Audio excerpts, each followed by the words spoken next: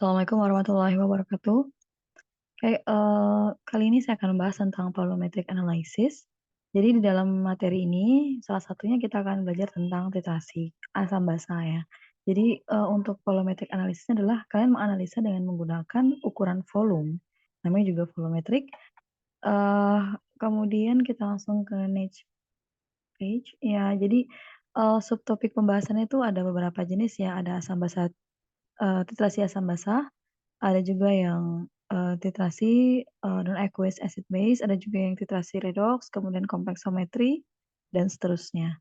Jadi di sini saya akan menjelaskan secara singkat saja terkait, materi ini ya, terkait konsep dari setiap jenis titrasi ini. Oke, jadi, ini hanya bagian seperti yang sebelum telah disebutkan ya.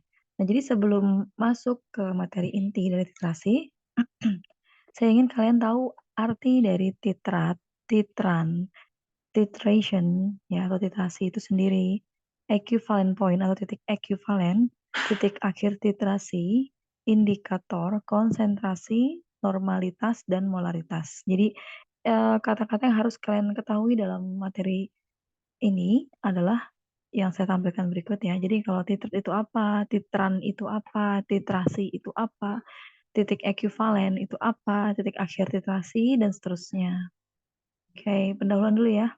Jadi, sebenarnya ini ada video satunya yang menjelaskan tentang titrasi asam basa ya. Mungkin kalau teman-teman mau lihat tuh silahkan nanti dibuka aja tentang pengenalan analisis titrasi. Nah, di sini juga ada beberapa penjelasan. Hanya saja di sini saya fokusnya hanya ke titrasi asam basa saja. Dan juga ada menampilkan video tentang perubahan yang terjadi selama titrasi itu sendiri ya. Nanti boleh diklik ya untuk menganalisis titrasi ini, untuk melihat penjelasan lebih detail terkait titrasi asam basa.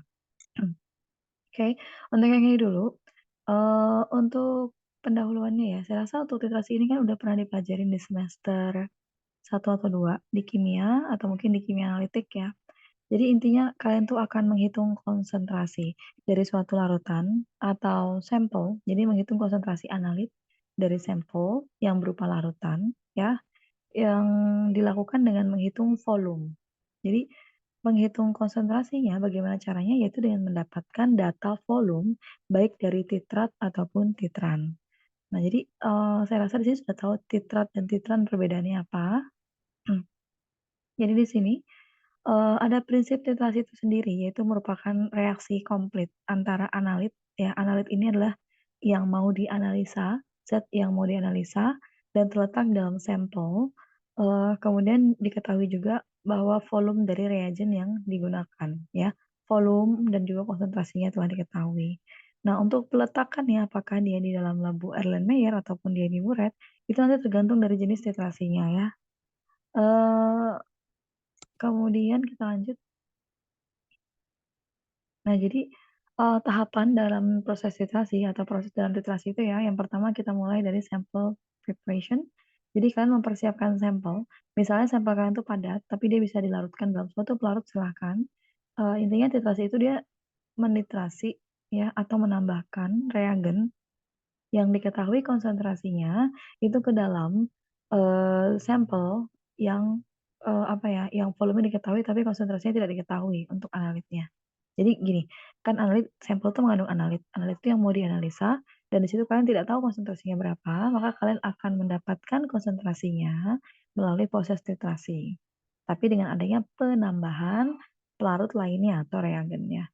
Nah, pelarut lainnya ini disebut dengan titran, ya. Sedangkan yang mau dicari konsentrasinya itu biasanya disebut dengan titrat. Oke, lanjut ya. Jadi setelah mempersiapkan sampel, mempersiapkan ini dalam artian entah kalian melarutkan sampel atau mungkin sampelnya udah berupa larutan tinggal ditumpah atau dituang ke dalam labu Erlenmeyer. Itu juga merupakan sample preparation dan juga menyiapkan yang paling penting adalah indikator. Tapi ada jenis titrasi juga yang tidak menggunakan indikator ya, nanti kita akan lihat. Nah, kemudian di situ ada kata-kata titer determination. Oke. Jadi kalian akan menentukan titer tuh penetrasinya, yaitu titran yang ditambahkan ke dalam sampel itu berapa volumenya, gitu ya. Oke.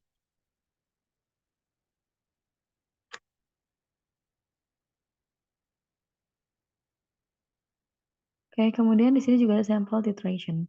Jadi the last step titration process is titration of the soap sample.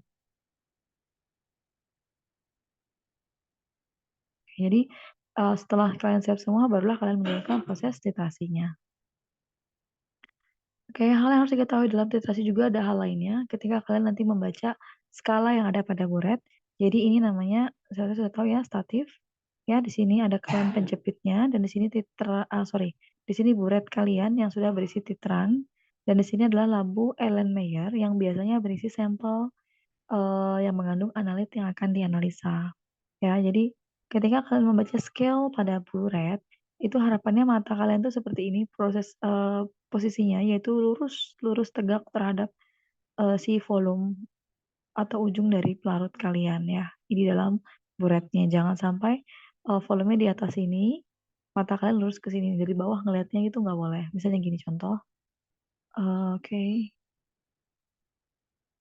Contoh misalnya di sini, volumenya tuh di sini, tapi mata kalian tuh di sini. Jadi kan ngeliatnya kan ke atas gini ya. Nah, itu nggak boleh, itu caranya salah. Atau mungkin ketika volumenya di bawah, volumenya di sini, mata kalian tuh di sini, jadi kalian tuh ngeliatnya ke bawah gini. Ya, itu juga salah ya. Jadi yang tepat adalah posisi mata sejajar dengan ujung dari larutan yang ada di dalam buret. Seperti itu ya. Oke, kita lanjut dulu.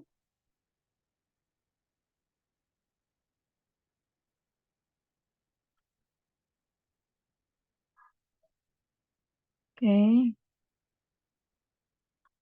Nah, itu yang saya bilang ya, kenapa hal tersebut tidak boleh? Karena nanti akan terjadi miss data. Jadi ketika mata kalian lurus, itu akan melihat dengan jelas angkanya itu berapa gitu ya. Tapi kalau dari atas menganalisanya atau dari bawah, itu mungkin bisa kurang dan bisa lebih dari angka yang seharusnya. Oke. Oh ya, mungkin catatan buat kalian adalah larutan itu kan ada yang bening, ada yang berwarna tapi bening, ada juga yang kental warnanya pekat gitu ya, berwarna tapi pekat. Sehingga kadang sulit untuk membaca skala pada buret. Jadi kalau untuk kasus yang larutan bening, entah itu berwarna tapi dia bening, masih transparan gitu maksudnya, kalian bisa membaca skalanya pada lengkungan di bawah sini. Lengkungan di bawah di si larutan yang ada di dalam buret. Ya bukan yang di atas tapi yang di bawah ya. Nah, jadi skala yang kalian baca itulah skala yang di bawah lengkungan ini. Oke. Nah, beda kasusnya kalau misalnya ini larutannya pekat banget, warnanya tua, berwarna gitu maksudnya, tapi dia tua. Ini nggak kelihatan lengkungannya, yang kelihatan cuman ujung atas aja. Ya berarti kalian akan mengukur dari atas. Nah, namanya itu adalah meniskus atas. Kalau yang mengukur dari bawah namanya meniskus bawah. Seperti itu. Kita lanjut ya. Oke, persyaratan untuk tercapainya kesuksesan dalam melakukan volumetric titration adalah harus stoichiometry. Artinya reaksinya tuh bereaksi secara keseluruhan ya. Oke, kemudian yang kedua, reaksinya harus cepat. Kemudian reaksinya juga tidak memiliki hasil tidak memiliki hasil samping, tidak ada interference. Kemudian juga must have some indication of end of reaction. Jadi harus ada indikasi atau pertanda bahwa ini reaksi telah selesai kayak gitu. Jadi biasanya secara umum kita menggunakan perubahan color ya. Jadi color change misalnya dari tadi bening menjadi warna ungu, pink-pink gitu dan seterusnya. Bisa juga pakai adanya peningkatan atau pengurangan pH secara dadakan. Sudden ini kayak tiba-tiba gitu. Kemudian ada zero conductivity ini kalau biasanya menggunakan titrasi yang sistemnya electrophoresis ya. Oke. Kemudian kita juga harus mengetahui hubungan antara endpoint dan equivalent point. Jadi biasanya equivalent point itu terletak sebelum endpoint ya, secara umum itu. Dan biasanya kalau sudah equivalent point sudah terjadi, maka endpointnya udah deket gitu. Jadi endpoint itu artinya yang sudah harus berhenti titrasinya. Kalau equivalent point itu artinya jumlah mol yang bereaksi itu sama. Ya, maksudnya udah tepat habis bereaksi untuk yang untuk yang reaktan A dan B. Itu dia tepat habis bereaksi, itu namanya disebut equivalent point, tapi biasanya belum menunjukkan perubahan warna. Ya, nanti perubahan warna itu ditunjukkan sama yang namanya endpoint, yang perubahan warna tapi stabil, maksudnya seperti itu. Tapi yang tidak terlalu berlebih, tidak terlalu pekat warnanya. Jadi udah cukup stop. Tuh. Nanti bisa dilihat lebih lanjut contohnya di titrasi asam basa ya, pada video yang tadi saya tunjukkan. Nah, jadi ini ada juga jenis-jenis titrasi. Titrasi yang tadi sudah kita sebutkan ada asam basa, ada redox, ada complexometry, dan precipitation. Jadi yang kita bahas hanya 4 di sini ya. Yang pertama untuk titrasi asam basa dulu. Asam basa itu intinya reaksi antara asam dan basa. Entah asamnya sebagai titran atau asam basanya sebagai titran itu terserah. Yang manapun posisinya tapi intinya reaksinya antara asam dan antara basa. Kalau misalnya kalian mencari konsentrasi basa, maka kalian bisa menggunakan asam untuk menitrasi basa tadi. Nah, itu konsep dasarnya. Nanti bisa dilihat ya. Oke. Kemudian lanjut aja. Oke, sorry ini ya perubahannya tadi ya. Kita nyempil sedikit-sedikit. Ini perubahannya kalau titrasi asam basa ya. Jadi kalian punya sampel di dalam Erlenmeyer, kemudian yang sudah mengandung analit yang mencari konsentrasinya. Ini adalah larutan yang diketahui konsentrasinya dan juga yang akan membantu mencari konsentrasi dari analit kalian yang di sini tadi. Nah, awal warnanya adalah warna eh, putih bening gitu kan ya. Nah, kemudian sebelum titik ekuivalen ya, sebelum titik ekuivalen itu ini kayaknya titik akhir titrasi deh, sorry ya. Jadi ini maksudnya adalah titik akhir titrasi. Jadi sebelum titik akhir titrasi, biasanya warnanya ini udah kelihatan muncul ungu, tapi dia menghilang. Ungu menghilang, ungu menghilang. Apa sih namanya nih? Ungu yang muda gitu ya, menghilang ungu-ungu pink. Muncul tapi menghilang. Muncul itu artinya udah terjadi, udah tercapai titik ekuivalen. Nah, kemudian kalau sudah lewat titik ekuivalen, itu akan menuju ke titik akhir titrasi yang artinya titrasinya sudah harus di stop yang ditunjukkan dengan perubahan warna yang stabil, tidak menghilang lagi warnanya. Jadi stabil warnanya itu aja sampai akhir, sampai waktu berapa menit gitu. Kayak untuk perubahan pH-nya ya. Nanti bisa dilihat titik pH. Jadi diasumsikan bahwa kalau antara asam basa yang asam kuat dan basa kuat, maka pH ekuivalennya sama dengan 7. Ya, karena kan asumsinya adalah basa dan asam kuat. Dua-duanya kuat, sehingga nanti dihasilkan salt dan juga air. Nah, ini adalah indikator yang bisa kalian pilih untuk menentukan titik atau perubahan warna selama proses titrasi. Jadi kan nggak selamanya asam basanya kuat ya, ada juga yang mungkin pakai lemah, yang dimana pH akhirnya kemungkinan bisa di basa, pH akhirnya juga bisa di asam. Nah, di sini kan bisa lihat contoh ya, saya kasih contoh misalnya crystal violet, ini adalah indikator namanya crystal violet. Kristal violet ini akan memberikan perubahan warna dari rentang kuning menjadi biru. Ya, jadi ini titrasi yang digunakan jika titik akhir titrasinya itu menjadi asam kuat. Ya, jadi titik akhir titrasinya menjadi asam kuat, dia akan memberikan perubahan warna dari kuning menjadi biru. Jadi kalau misalnya penambahan titrannya tadi menghasilkan warna hijau, berarti kemungkinan itu disebut pH-nya 1 ya, pada kondisi pH 1. Dan biasanya sih kita cukup sampai kuning aja udah cukup. Ya, karena kita mengambil warna yang seminimal mungkin dari indikator kita, ya. Kecuali kecuali kan sudah menentukan bahwa titik akhir kita mau ambil di angka 1. Berarti warnanya akan menjadi hijau. Kuningnya kita lewatin kayak gitu. Nah, untuk yang selanjutnya bisa dilihat ya. Jadi misalnya gini, kalian mau titrasi asam basa. Kalian tahu bahwa itu asam kuat dengan basa kuat. Kalian perkirakan asumsikan bahwa pH akhirnya itu sama dengan 7 sampai 8. Kalian cari, oh ini 7 sampai 8 nih. Ketika basa asamnya bercampur, pH-nya segini. Berarti kita bisa memilih ini indikator alizarin ya dengan perubahan warna orange. Kemudian bisa memilih indikator bromtimol biru dengan perubahan hijau ke biru. Kemudian bisa memilih indikator phenol red ya. Ya, ini dari perubahan kuning menjadi orange. Kalau indikator PP dia warnanya tuh sebenarnya lewat dari 8 sedikit ya. Baru ada menghasilkan warna ungu keping-pingan sedikit. Tuh. Jadi nanti kalau harapannya kalau saya kasih pertanyaan ya atau mungkin kuis atau ulangan ujian terkait dengan indikator jenis apa yang kalian gunakan jika antara ini dan ini kan sudah bisa memilih berdasarkan ini ya. Berdasarkan perubahan warna yang terjadi di antara range pH tadi. Nah, calculation adalah perhitungan yang akan kalian hitung. Jadi intinya gini saya ulangin ya. Dalam titrasi yang wajib kalian ketahui adalah kalian punya titran atau pelarut untuk membantu mencari konsentrasi dari analit kalian. Biasanya sifatnya tuh dia berlawanan dari yang sebelumnya. Misal, yang pertama sampel kalian sifatnya basa, berarti kalian bisa pakai asam. Oke. Atau mungkin sampel kalian bersifatnya oksidator, berarti nanti ada ciri-cirinya pokoknya. Nanti kita lanjut ke next next ini slide aja ya.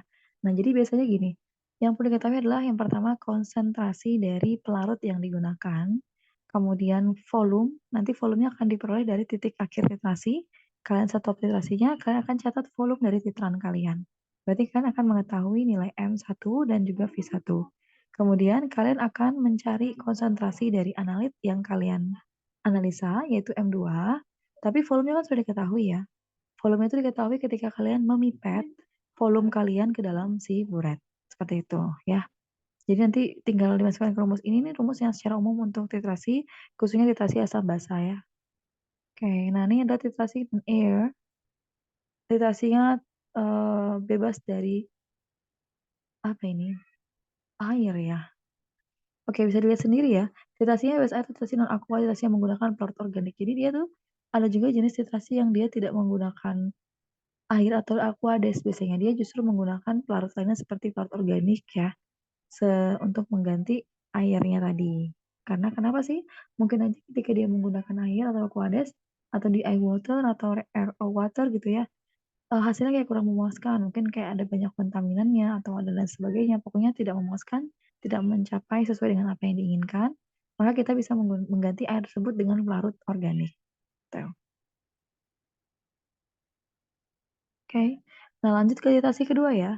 Titrasi kedua yaitu titrasi redox. Jadi kalau redox ini sudah pernah mendengar istilah redox ya, reduksi dan oksidasi.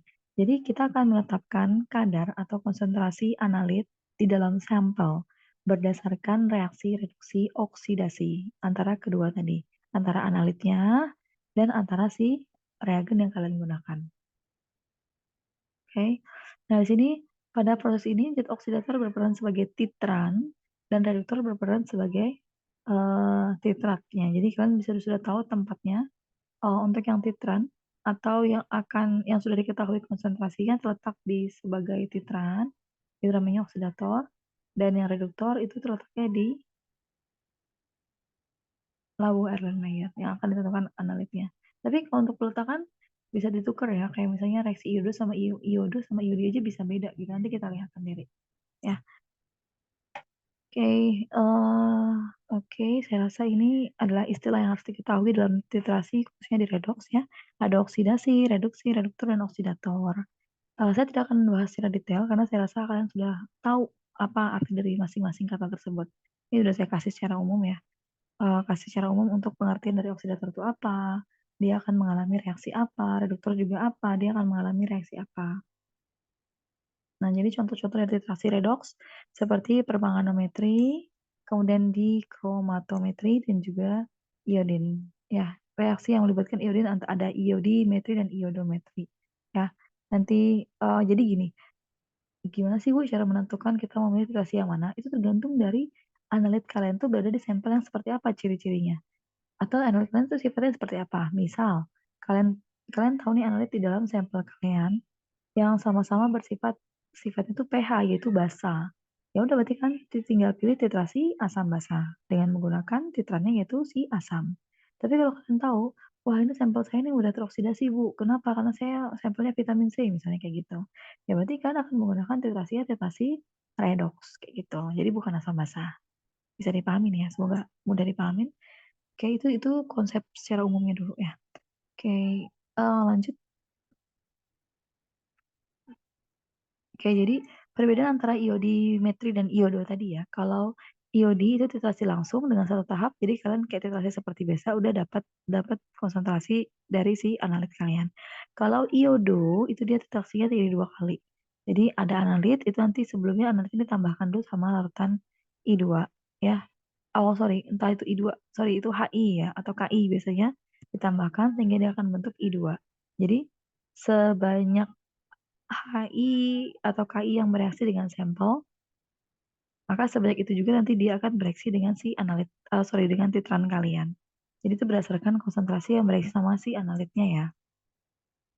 Di sini ada analit kalian bereaksi sama dari I min yang berasal dari KI misalnya, yang akan membentuk I2. Nah, I2 yang terbentuk inilah yang menunjukkan bahwa ini jumlah analit kalian.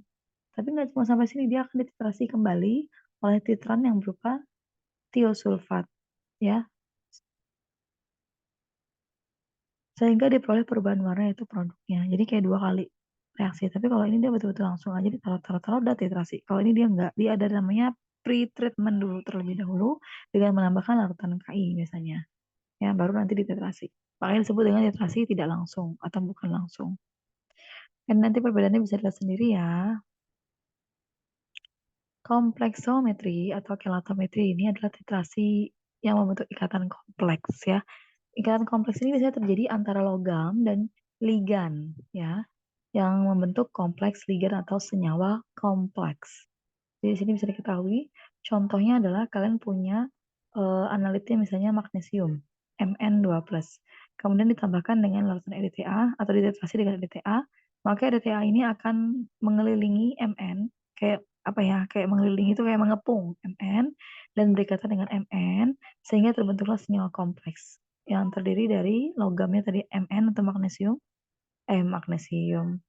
ya Mn gitu ya, manganes, kemudian berikut dikelilingin sama ligan. Ligan tadi adalah yang si EDTA-nya tadi. Gitu ya. Jadi dia akan membentuk senyawa kompleks. Kenapa kompleks sih sebutannya? Karena emang strukturnya kayak kompleks banget gitu ya. Nah, jadi rumusnya juga ada sendiri yaitu mol EDTA sama dengan mol dari si logam. Kembali lagi rumusnya adalah M kali V dan M kali V ya. MV dari si pelarut, MV dari si sampel kalian. Oke. Dan untuk indikatornya bisa dilihat color change with EBT indikator. Jadi kalau dalam indikator untuk yang kompleksometri dia menggunakan indikator EBT ya, perubahan warna itu bisa dilihat dari yang warnanya pink keunguan, ungu hingga menjadi biru.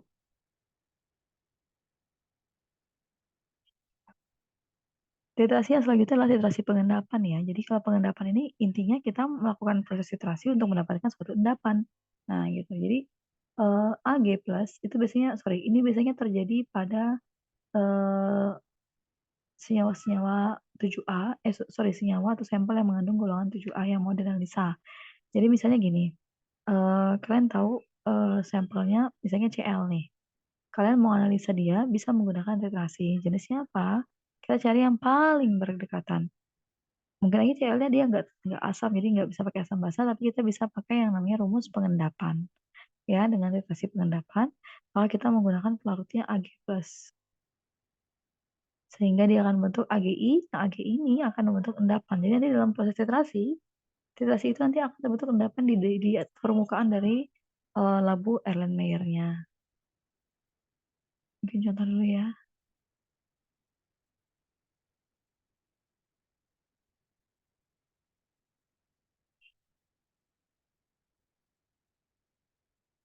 Ini larutannya.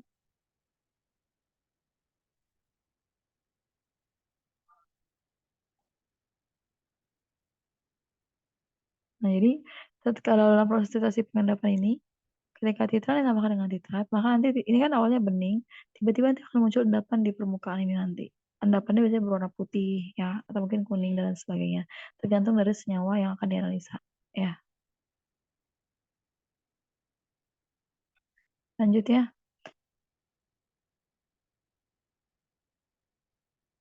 Oke, ini adalah kesimpulannya. Jadi intinya kalau untuk titrasi pengendapan itu biasanya dia menggunakan titrannya adalah larutan Ag, ya. Kemudian nanti sampelnya itu biasanya berupa golongan 7A, ya, yaitu FCl-BRI. Di mana dia akan menggunakan rumus yang sama seperti biasa yaitu M kali V atau M kali G. Oke, kesimpulannya adalah bisa dicek di sini sendiri ya. Untuk contoh titrasi asam basa, contohnya adalah penentuan kadar asam asetat dalam minuman. Analitnya berupa asam asetat, berarti kan karena dia yang mau dianalisa, titrannya kita bisa menggunakan basa yaitu NaOH. Indikatornya kita bisa memilih phenolphthalein. Kompleksometri itu mengukur kesadaran air misalnya. Analitnya itu adalah si, oke, bisa lihat ya. Oke, lanjut. Bisa dibaca sendiri aja saya rasa ya. Oke, saya rasa cukup untuk yang materi ini. Oke, selanjutnya kalian silahkan menyimak video yang ada tentang titrasi lebih detailnya ya, karena hari ini memang materinya agak banyak. Semangat terus, semoga mudah untuk dipahami penjelasan dari saya. Jika ada pertanyaan, saya tunggu untuk di sesi tanya jawabnya melalui WA saja ya, boleh untuk pas responnya. Oke, terima kasih. Saya akhiri. Assalamualaikum warahmatullahi wabarakatuh.